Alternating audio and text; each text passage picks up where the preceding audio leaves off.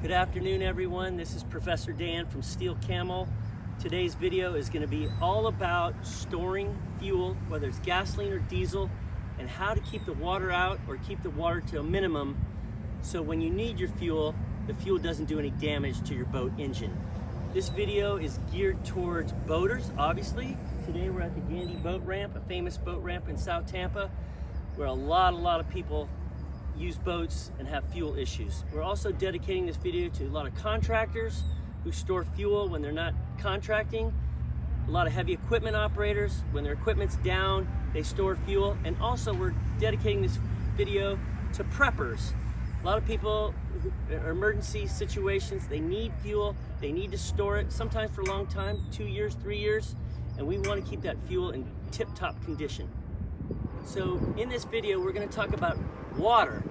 Why is water so bad for your fuel? Well, I'm going to go over a couple things. Number one, water, when mixed with contaminants, such as dirt, debris, causes corrosion, particularly in metal cans.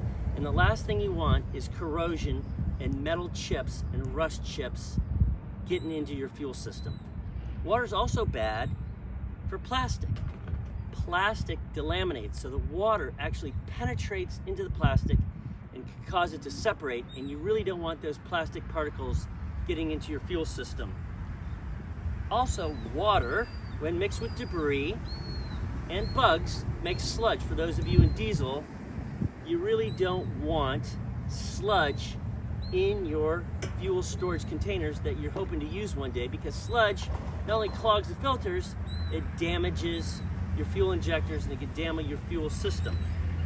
In the gasoline, we don't have sludge, but we have a lot of gunk. We have a lot of varnish and stuff like that, and that is partly due to the water content in the fuel.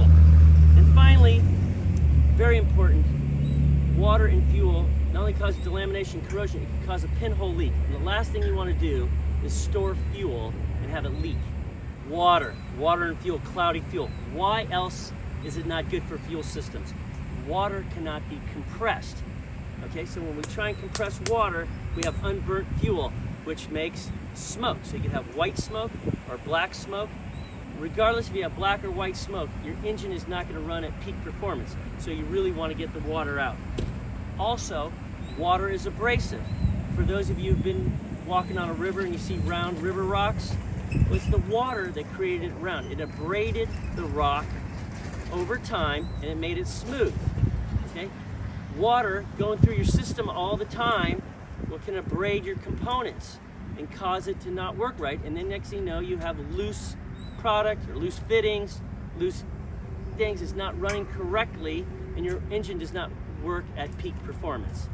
So a lot of people ask, how does water that causes damage get into the fuel tank in the first place? I'm going to go over a couple of those things and hopefully these will help you. The number one way water gets in the fuel is a lot of times through the vent cap or the cap itself, okay? So we really need to take our time and make sure we put our caps on correctly and we make sure our vents are working. So it's very important every couple of months that you press the button or undo the screw to let the air out. So hot air rises, causes expansion, cold air condenses, causes contraction. So when it's hot and humid like we are in Florida, our tanks will expand. So it's very important to put the cap on correctly and make sure the vent is working correctly. Number two, the number two reason why water gets in is condensation. It's hot outside, it's cool inside, hot outside, cool inside, you're gonna get water droplets forming inside your tank and will lead to cloudy fuel. Not all the water falls to the bottom, so we have to pay particular attention to cloudy fuel and water on the bottom. So, and that a lot is due to condensation. Number three, a lot of people don't put their caps on correctly, and when it rains, as you know in Florida, it rains like ping pong balls, water gets in there. So make sure it's nice fit, doesn't have to be super tight, just has to be fitting correctly so water doesn't get in. And finally, water gets into the tank through the delivery system. Okay, Steel Camel's been in the fuel business for about 13 years, and I can guarantee you that gas stations get water delivered. Not a lot, but they're getting deliveries every week, and they're pumping a lot of fuel out.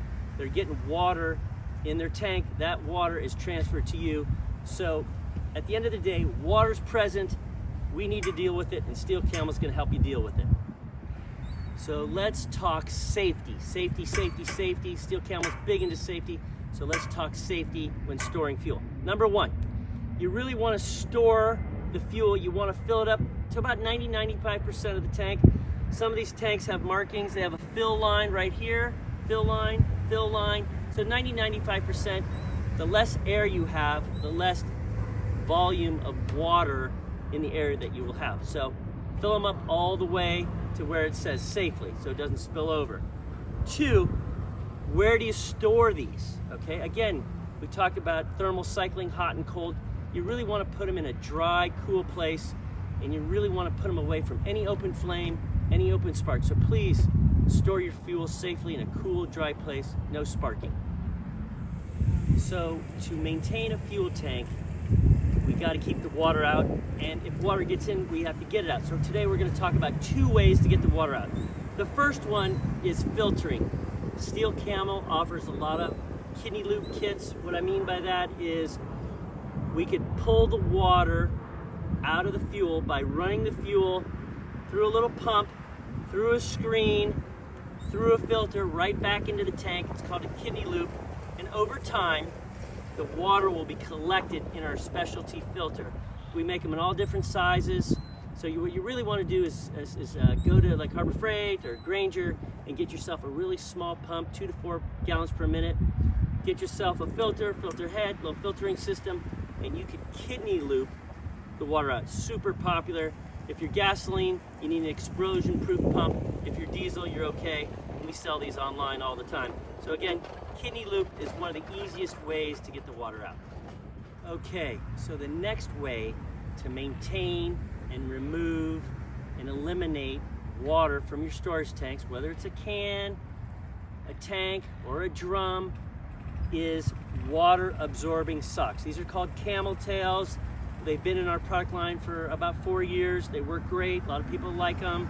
And they are a water absorbing suck. So basically you take the lid off, you drop them in, you secure it with a strap, and this thing's called a slip ring, so it makes sure it doesn't go into the can. They work over time to absorb water. Let me show you how it works just for a second here. So I have a little water here. I'm gonna take a little powder, and voila, in 20 seconds, it's already dry. It's already dry.